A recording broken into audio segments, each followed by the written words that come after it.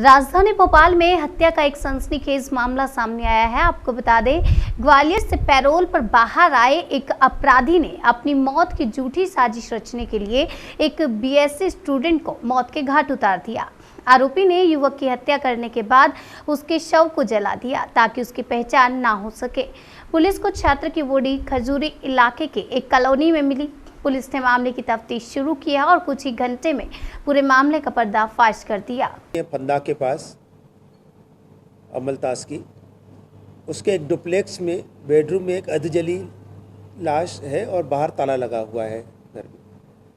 सूचना चूँकि गंभीर किस्म की थी, तत्काल पुलिस थाना प्रभारी संध्या शर्मा वहाँ पहुँची और उन्होंने ताला तोड़वा करके देखा तो अंदर एक युवक की पूरी तरह से पैक लाश और जिसके ऊपर डीजल या पेट्रोल डाल करके जलाने की कोशिश की गई थी, अधजली अवस्था में थी।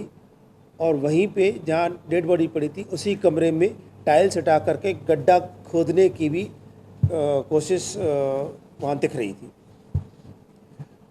मौके के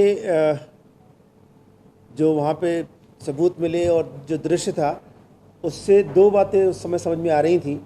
पहली तो ये आ रही थी कि यदि इस मकान में जो व्यक्ति रहता था, ऐसा मालूम हुआ था कि इस मकान में रजत सैनी नाम का व्यक्ति पिछले 1 महीने से रह रहा था।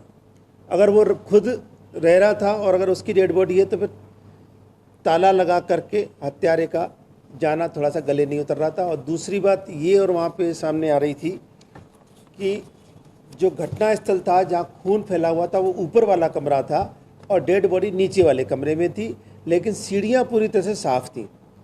तो उससे भी ये स्पष्ट हो रहा था कि ये काम वही कर सकता है जो उस घर में रह रहा हो।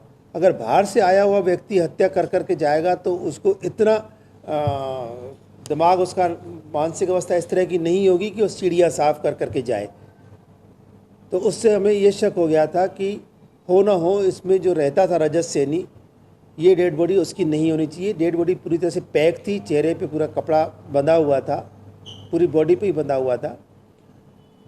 बाद में जब एफएसएल पार्टी हमारी आ गई और उनके द्वारा जब उसको खोला गया तो कॉलोनी वालों ने उसको शिनाख्त करके बताया कि ये किराएदार जो रजत सैनी था वो न हो करके अमन दांगी नाम का लड़का है जो आगे 2-3 मकान छोड़ करके रह रहा है।